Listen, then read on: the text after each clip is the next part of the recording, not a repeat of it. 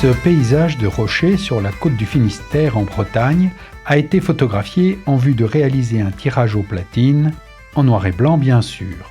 Ici, l'absence de couleur accentue l'effet dramatique de la lumière dans le ciel tourmenté et rend palpable la texture des roches de granit. Avec le noir et blanc, ce paysage prend une toute autre dimension. En numérique, l'appareil photo permet de visualiser les images en monochrome directement dans le viseur. Néanmoins, le fichier RAW est enregistré par le capteur avec les données couleurs qui sont indispensables pour un traitement noir et blanc de qualité.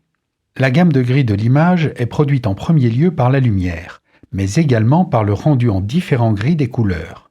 C'est ce que l'on appelle la sensibilité chromatique. Ainsi, à éclairement égal, le jaune donnera un gris différent de celui produit par le bleu. En argentique, on utilise des filtres colorés à la prise de vue pour modifier le contraste entre les couleurs.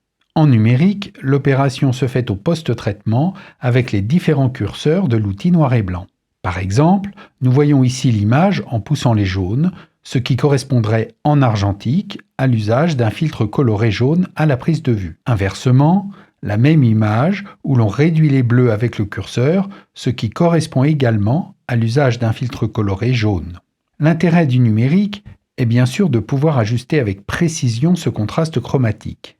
Mais la photographie en noir et blanc ne se résume pas au réglage de traitement numérique. Pour réussir les images, il faut avant tout apprendre à voir en noir et blanc au moment de la prise de vue. En argentique, le photographe apprend vite, car il est contraint de visualiser en pensée une prise de vue qu'il ne pourra voir réellement qu'après le développement. C'est a priori une contrainte, mais c'est aussi une excellente école du regard. En numérique, les appareils permettent de visualiser directement en noir et blanc.